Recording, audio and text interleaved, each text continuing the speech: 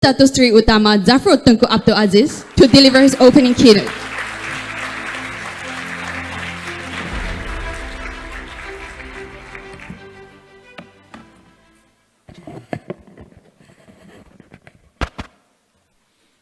Thank you, Pengacara Majlis, Ms. Nicole Seow, Chairperson of UKAC, organizing committee members of the 16th edition of the Malaysian Student Leaders Summit, distinguished speakers, ladies and gentlemen, Assalamualaikum warahmatullahi wabarakatuh, and a very good morning.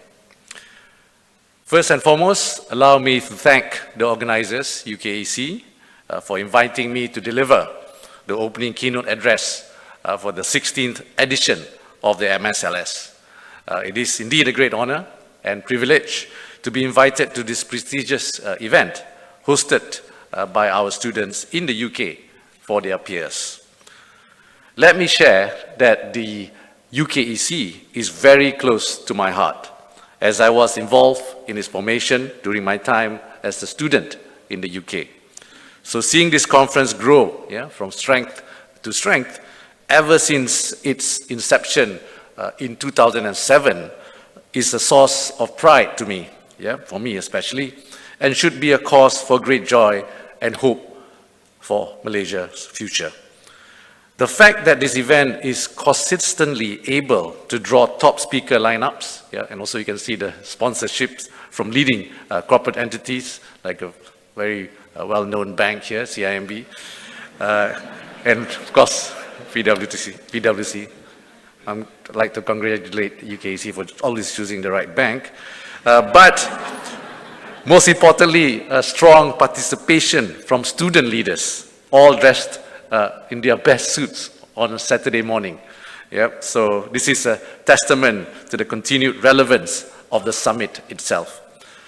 I have always been impressed by how it embraces not only the topics of the day, but also the direction and the future of Malaysia, as befits the role of the youth as the conscience of our nation. I had the honor of speaking at this conference before, first as a corporate leader and now as a cabinet minister. Both scenarios were challenging, but I must say enjoyable for me. I like to think, in fact, I know that sitting in the audience today, audience here today, will be future ministers, CEOs, and leaders in their respective fields. And the theme chosen for this year's summit, Nusa Anak Muda, Sirens of Change, is also timely, given that we as a nation are at a critical juncture of our journey in building back better from the ravages of the pandemic. So Sirens of Change to me highlight that change is urgently needed and must not be put off.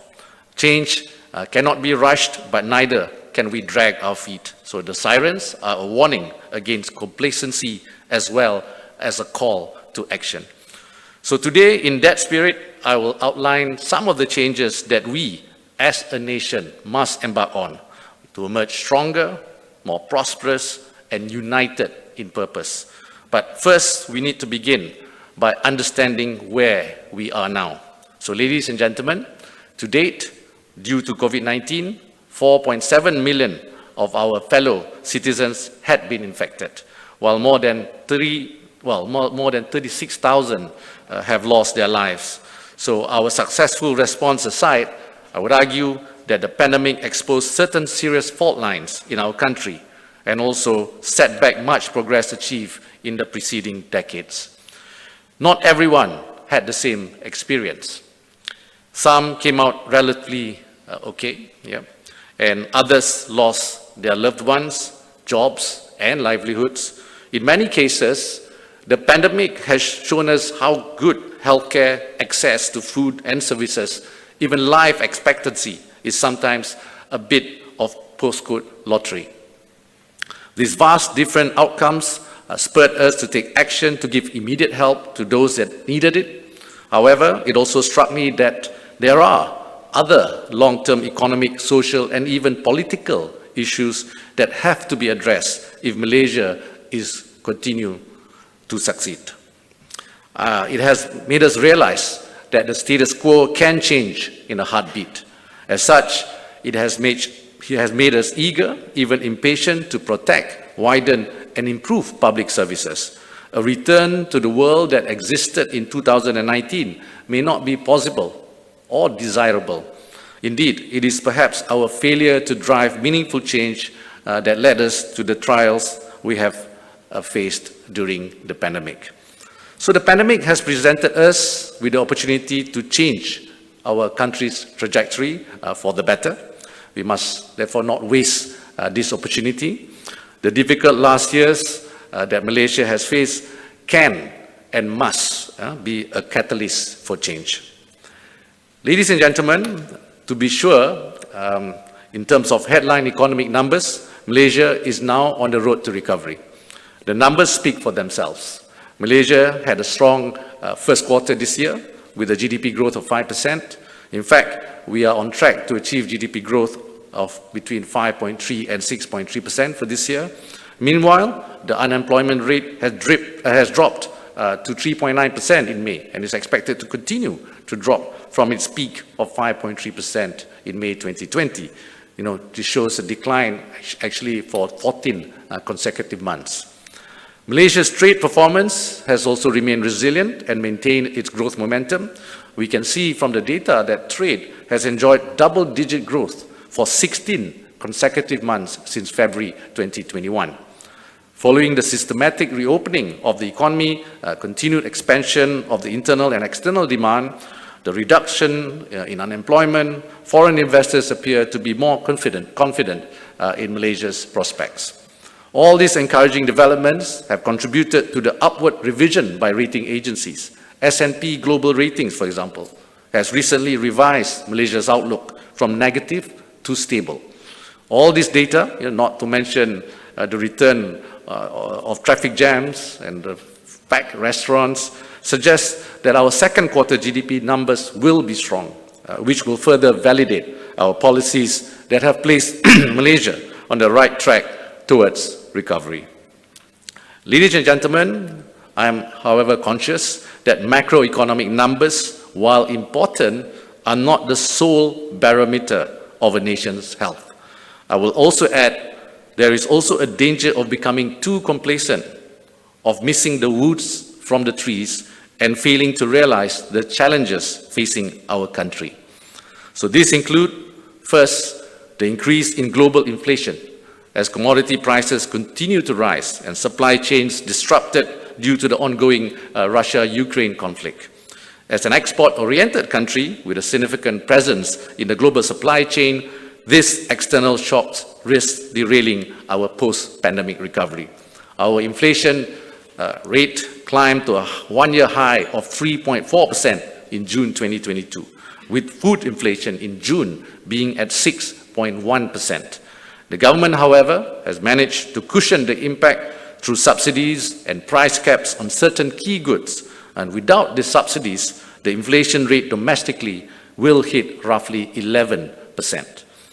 Second, as we have seen, there is a slowdown in growth globally.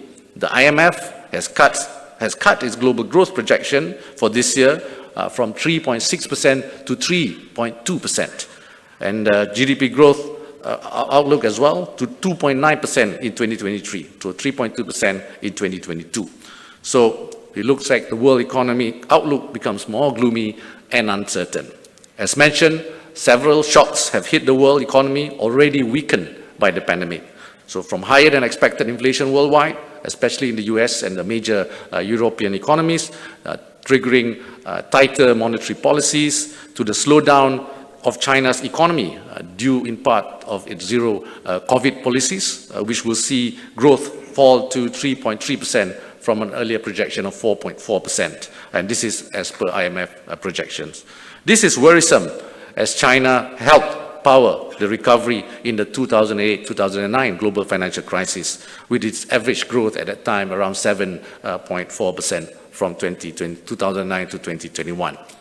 The question now is whether it can still play this role amid its weakened economic outlook, and also the spillover from the Russian-Ukraine war with no certainty over when and how it will end. The weaker global outlook will certainly impact us. The IMF has already lowered its projection for Malaysia to 5.1% from 5.6%. This is around where we are today in our projection. At this point, we remain optimistic that we will still stick to our forecast. However, if you look at what's happening in the US, the Federal Reserve cumulative rate hike is now about 225 basis points, have resulted in the weakening of nearly most currencies, numerous currencies, of course, including the ringgit. So the risk of US entering a recession, technical or not, makes the global outlook even bleaker. And third, the risk of new COVID-19 variants and sub-variants remain present. So Malaysia, together with the rest of the world, must be ready for the next global pandemic, and we may need to focus more on preventive rather than curative measures. So ladies and gentlemen, so how do we mitigate these risks and challenges? I would like to stress that at the MOF, at the Ministry of Finance, our policy response in 2022 is guided by the 3R approach: responsive, responsible, and reformist. Of course, all good governments must be responsive to their people's need, given the inequalities and dislocation made worse by the pandemic. This, however, must be tempered by the imperative to be responsible, to remember that doing the right thing to fulfill the dreams, aspirations, and potential of the rakyat rarely equates to populism. However, we have noted the final R, which is reform, is becoming more and more crucial, if not dire, for Malaysia. This ties in with your theme today, actually, of responding to the Sirens of Change. Reforms require changes, and changes are often met with resistance, simply because they take people out of their comfort zones. Yes, we are still better off than many other countries. Indeed, we could probably still, meander along with the status quo and still not be the worst in Southeast Asia in our lifetime. But simply put, though, reforms are also a matter of national pride. We certainly don't want Malaysia to be left behind just because of inertia. Amid this multifaceted and compounding crisis, we are proactively managing our economy, businesses, and communities. We also recognize that all efforts must be carried out sustainably to create a lasting change to the benefit of future generations. So there are infinite number of things we would work on or change, or we could work on or change, but here I would like to highlight 3 things I think will be of most interest to the youth. First, we must build the resilience of our economy by investing in digitalization and technology. The government has invested in digital infrastructure and connectivity, including 5G, and will continue to do so to secure our opportunities in the digital economy to future-proof Malaysia's growth. 5G is expected to generate 650 billion ringgit in cumulative GDP growth, bridge the digital divide, and create high-income jobs. Indeed, the digital market in Malaysia grew by 47% to $21 billion from $14 billion, and then driven by growth in e-commerce. Actually, e-commerce sales rose by 68%. So these opportunities in this sector are only limited by our imagination. And next, Malaysia can do more and compete when it comes to ESG. I believe that countries which can excel in this space, even while ensuring their growth, are those that will get and remain ahead in the future. So both the public and private sectors must embrace sustainability via ESG practices wherever possible, not only actually because it attracts investors, but also because balancing the environment socially, balancing the environment, society, as well as the economy is actually the right thing to do. Further, through the budget, the MOF has also begun promoting gender-based budgeting. Similarly, for next year's budget, 2023, we had issued a pre-budget statement. We also outlined our focus to facilitate jobs for unemployed graduates, women who would like to rejoin the workforce, persons with disabilities, and the long-term unemployed. Meanwhile, of course, the G in the ESG is an equally, if not the most important aspect. Starting at home, through the GLIC ecosystem, we have launched the Principles for Good Governance for GLICs. In short, we call it PGG. Given that the GLICs actually collectively manage 1.7 trillion ringgit of assets, This implies significant influence on governance and the overall ESG agenda within their respective ecosystems to secure a more sustainable future. Third, we must invest in human capital development, especially for the young, to support the creation of a competitive workforce. And this year alone, we have allocated 4.8 billion ringgit in the budget for job creation. This is through Jamin Kerja.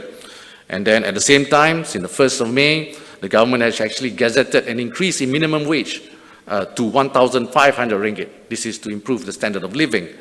Additionally, innovation will also allow us to enhance the utilization of technology. So technology, as you know, will help us improve our productivity.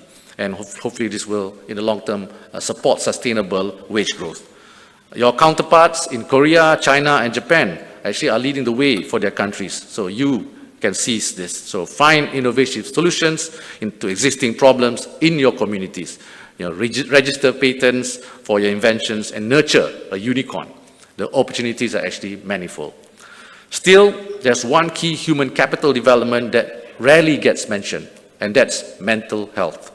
So this is still something that is poorly understood and even stigmatized in our country. So this too must change, because we understand that mental well-being is also an economic imperative that cannot be neglected. So in the budget last year, the government allocated 70 million ringgit to address mental health issues, including via enhanced support, counseling, and psychosocial services. So these funds has also been used to empower NGOs to drive mental health programs in the country. So to paraphrase a saying we've all become familiar with, we're not all right unless everyone is all right. So the crux of all the points I just mentioned is that we must strive for meaningful growth. So recall what Robert Kennedy once said, and we talked about GDP, namely that GDP and economic figures cannot measure the health of our children, the quality of their education, or the joy of their play. It does not include the beauty of our poetry, or the strength of our marriages, the intelligence of our public debate, or the integrity of our public officials. It measures neither our wit, nor our courage, neither our wisdom, nor our learning, neither our compassion, nor our devotion to our country. So it measures everything, in short, except that which makes life worthwhile. So, and to that, I would like to stress that no government on its own will be able to resolve all Malaysians or all of Malaysia's problems. And there will always be new crises. But I believe the work we have done will be the building blocks for a better future, or for a better Nusa, or homeland, or for all our people, young and old. So, ladies and gentlemen, I have outlined the challenges facing Malaysia and what the government is doing to meet them. Now, however, I would like to suggest some things that you, the future leaders of our country, can do on your end to begin your epoch. First, there must be clarity of purpose. We can reduce it to two simple questions. What do you really want for Malaysia? And why do you want to lead? Leaders must have a long view and resist the temptation of short-termism. True leaders, never believe in YOLO, you only live once mentality. If you love Malaysia and aspire to lead, you must realize that the country's need transcend the fears and preoccupation of your generation and also those before you. The decisions that organizations and governments make can last for lifetimes and longer. When you wear a mask or not, you are not choosing for yourself, but also for the people around you. The same dynamic applies when it comes to strategic choices and policies, whether in the public or the private sector. So to all of you, the nation's hope, you must know what you really want for the country. Only you can answer this. So answer wisely. Next, why do you want to lead? For me, it has never been about positions. I accepted the country's call because I felt I could be of use during its most dire hour of need. So I have benefited from many of Malaysia's better policies, which have shaped me to be who and what I am today. I feel, therefore, that because of this, I have the responsibility to serve my country when it calls, to pay it forward, so to speak. for the many good things this country has done for me. So the call to service rarely comes at opportune time. So often, actually, it happens when we feel unready or too comfortable. But it will come, and when it does, I hope you will answer it. So my prayer is that the circumstances of your decision-making will be much easier, than mine. Second, planning is essential. Whether it's a life challenge, a complex problem, or a society event, or even writing an essay, an IPO, for a country's budget, you need to assess the situation. Then craft a solid plan. The plan must be also agile and dynamic, and I can never overemphasize the need to plan, execute, and track your progress religiously, and to be agile to changing circumstances. As the saying goes, failing to plan is planning to fail. But monitoring is also crucial to secure results. So engagement also matters. This is to ensure the benefits of those results are inclusive. So further, actually a good leader communicates clearly and in simple language, because it is not what you say, but what your audience hears that really matters. And third, leadership. I know this is something that has been very much on the mind of young Malaysians. In the days ahead, many people are going to address themselves to you, trying to tell you what sort of leadership Malaysia needs. It's another decision you will all have to make. Again, choose wisely. I will say, though, that this country will need leadership that is sincere and which wishes to serve the nation and our fellow Malaysians. So the kind of leadership that inspires, that brings out the best in the rakyat, the kind that enables every Malaysian to serve the nation meaningfully in his or her own context. But it must also be the kind of bold leadership, that recognizes what's best for the country and why certain situations require decisions that are tough but necessary for the country's well-being. But leaders who are truly great are those who can do this without losing their compassion, empathy, and humanity, who protect the dignity of all who are impacted by their choices.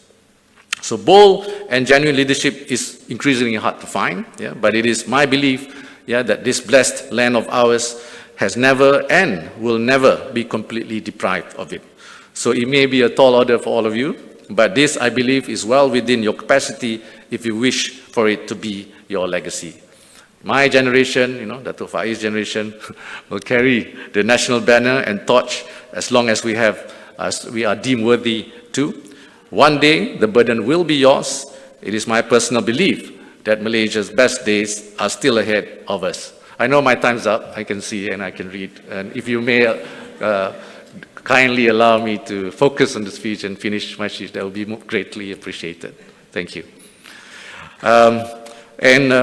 Like I said, my generation will carry the national banner and torch for as long as we are deemed worthy to. And one day, actually, this burden will be yours. It is my personal belief that Malaysia's best days are still ahead of us.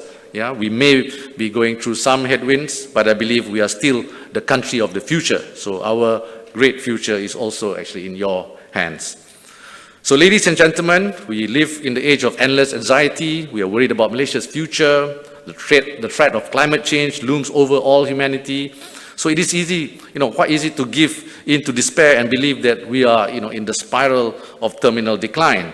But I would like to think that decline is only inevitable if you believe it. So history actually is made by optimists, and country is lost if its people lose faith. And Malaysia has been through a lot, but together we have seen through the last 2.5 years without any systemic breakdown, without our economy collapsing, without business checking out in droves, and without our banking system, with our banking system actually still steady with solid reserves. So doesn't that follow that we can achieve so much more when the circumstances are better as they have begun to be?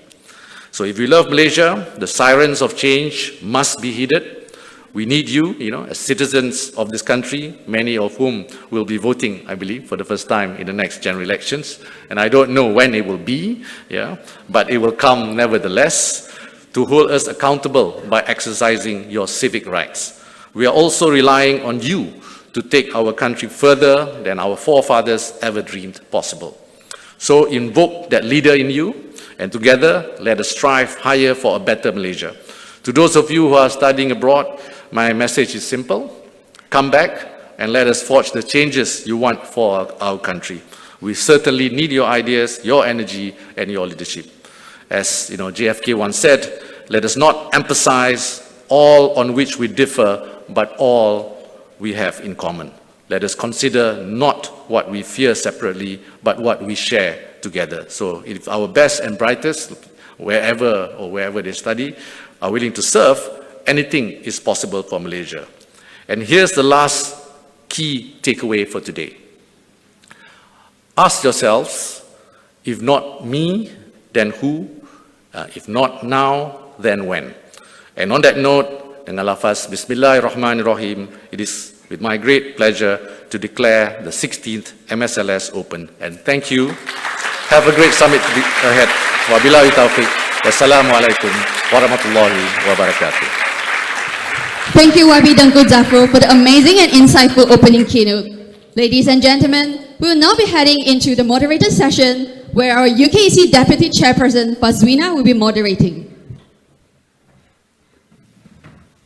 Hello, testing. Thank you, KJ and Chai Jing, our dedicated MCs today. Assalamualaikum, good morning, and Salam Satu Malaysia.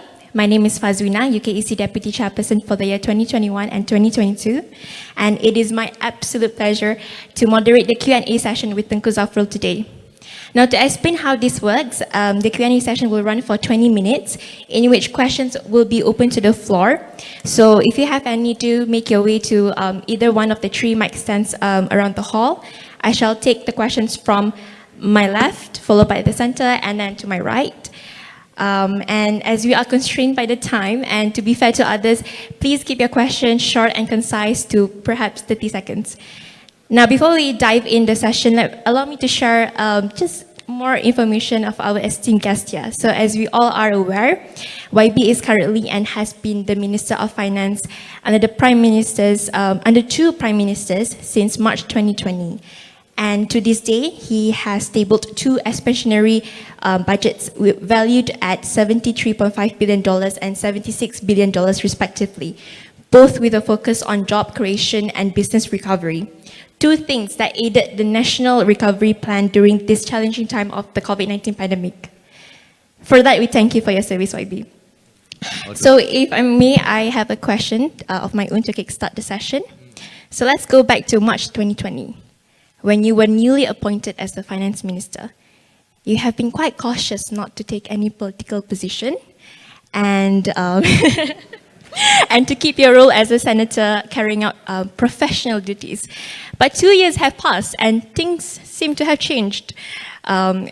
So not only have you recently joined a political party, but you have also recently assumed the role of Barisan Nasional Selangor's treasurer.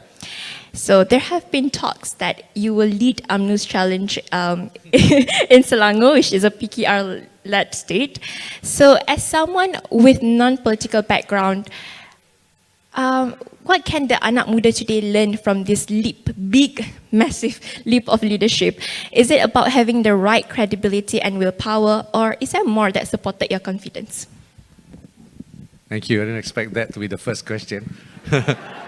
You started well with the economy, the budget, and suddenly it goes, to politics straight away. Well, first of all, thank you again for having me here.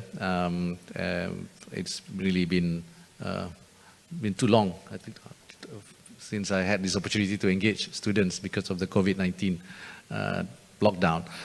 But to answer your question, I mean, as frank as I can, if we look at what happened during the pandemic, my focus was really, together with my colleagues at the Cabinet and Ministry of Finance, is to see how we navigate through the pandemic, COVID-19. Of course, the focus for me personally, together with my colleagues at Ministry of Finance at that time, was to ensure that the lives and livelihoods of Malaysians, are looked at when we are, facing, not just a global pandemic, but also a global economic recession. So for me, to answer you directly, the focus has always been that, whether I'm a political member of any party. At that time, actually, I was already a member of a political party, but not an active member of that political party since 1998, to be exact. Because of my role, and as you know, my role as the Group CEO of CIMB, before that, CEO of Maybank Investment Bank, CEO of Maybank Kim Eng, and I've run the financial group since when I was 28. And from there, it actually prohibits me from being active in political parties. I think Kairura also knows. So the focus has always been that. When I was given that opportunity, actually, it was a hard decision for me, right? I was Kairura's colleague at that time.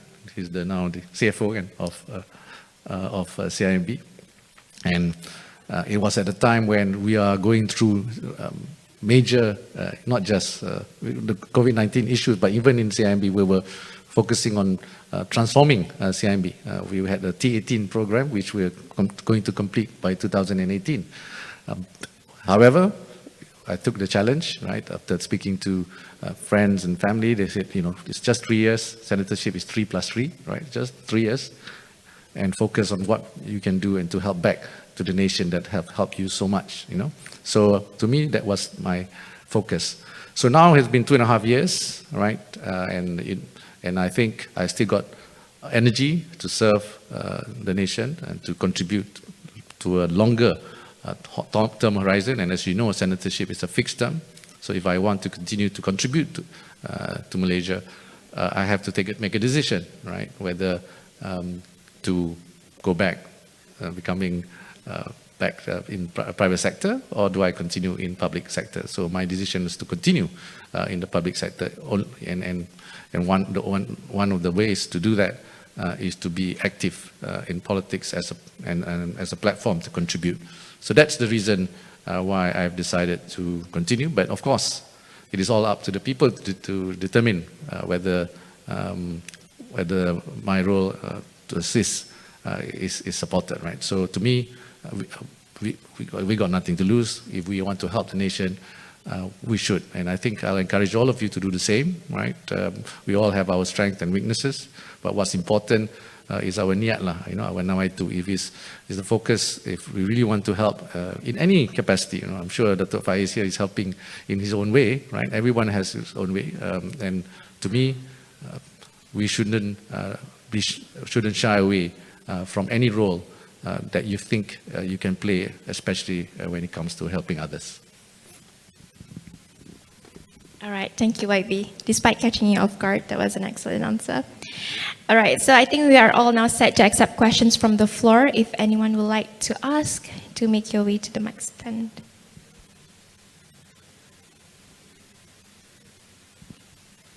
Assalamualaikum YB and good morning. I hope you're doing well. A study from Stanford University showed that Malaysia is one of the countries most affected by brain drain. It faces a major problem in not only being incapable of delivering the required talent, but also in being unable to retain the current local talent or attract foreign ones. What is the government doing to curb this issue? Thank you. Thank you. What happened? Injured? Huh? Surgery. Oh, surgery. Okay. I hope you're well then. Okay. Well, brain drain is a very, actually a word that Malaysians are very familiar with because we do have that challenge. So if you were listening to my speech, I did specifically mention that please, you know, come back, right? So the challenge for Malaysia will be how do we attract many Malaysians to come back, but the brain drain is also how do we stop Malaysians from leaving? So that some of them have come back and done well, and then they get poached. One is of course because of monetary reasons, right? They do get paid better. Secondly, it's about opportunities, right? Because there are jobs that are not available in Malaysia. You know, when you reach at a certain level, or you go into a sector that is yet to be a sector that is matured in Malaysia, you tend to want to do other things. And of course, thirdly, for personal reasons, right? There are reasons where you want to learn more about the original role, and then, you know, I know in the private sector, I've got many friends and colleagues who actually leave Malaysia because they were promoted to a much bigger role, right?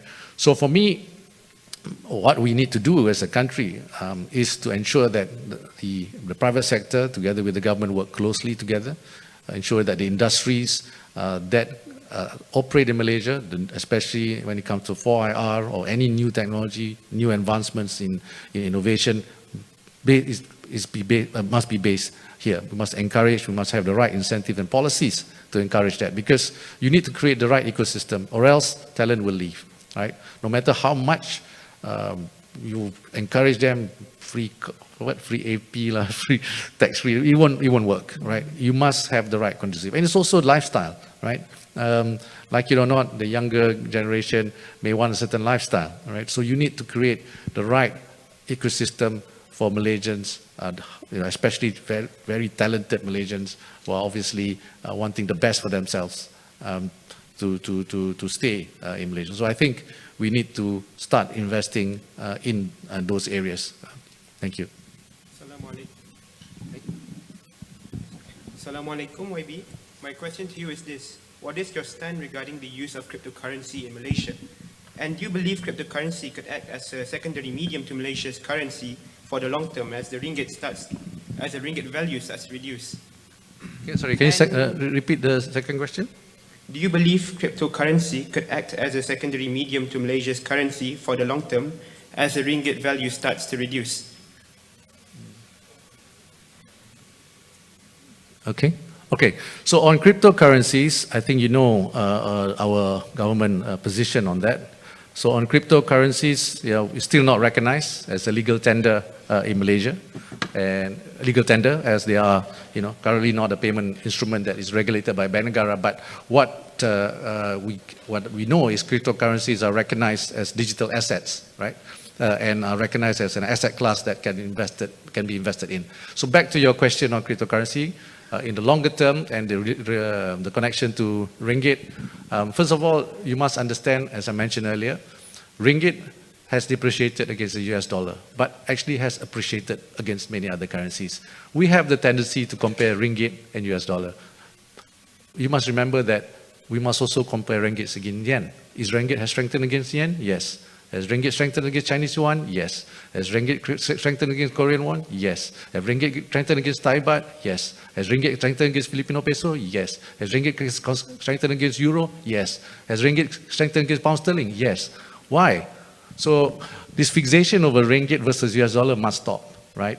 Because when the Federal Reserve increased rates by 225 basis points, obviously the tightening of monetary policy means that other currencies will be affected. Even the ECB, for the first time in how many years, have just increased rates. Malaysia, of course, increased rate, but remains accommodative in the policy. Our OPR has just increased by 50 basis points this year to 2.25. But if you look at what we were before prices, it's at 3.25.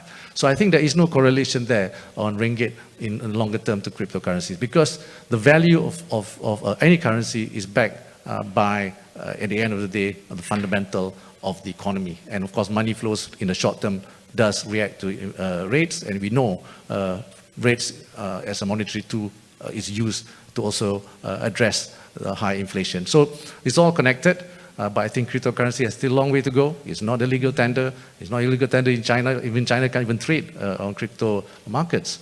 So we still have a long way to go. Maybe what we can focus on today is what central banks are doing is looking at digital currency. Right, that is something that we are looking at, but cryptocurrency is definitely not. I think not something that we are ready yet in Malaysia. Okay, thank you, YB. All right, due to the time constraint, we will take questions from two people at the same time. So starting with you, and then you're next. Assalamualaikum, YB. You mentioned that the public sector should be prioritizing ESG practices to encourage investors. However, on the other hand, you also mentioned that traffic jams are good for the economy. In other words, you are discouraging work from home policies. No, I didn't say it's good economy. I say it's a sign of economy improving. So looking at the GDP and all that, but you look at traffic, that means economy is improving. I didn't say traffic is good for the economy. Right. Yeah. Okay. Then, can you just share with us like a more detailed plan on how the government can achieve more better ESG practices? Thank you. Yeah, can. You, yeah. All right, Bismillahirrahmanirrahim. Greetings to everyone. First, I want to ask a question. Since all of us want youth to take over the nation and rule the nation, but however, I think that it will create an imbalance and create a huge gap between the current leadership and the future leadership, since the current leadership has more than 20 years experience, but the newer leadership, newer face, I want to say bedah panas, but they know nothing about this nation. So what's your advice to us to learn about this nation and to learn about how system works for economy, social and politics? Thank you you very much. So I answered the first two questions. I think I'll keep my answer short as well, because I can see a long line of people planning to ask. So the question on ESG, it's, I think, very important. Malaysia, of course, is committed by 2050, right, to achieve this carbon neutral goal. And we all have challenges pursuing this.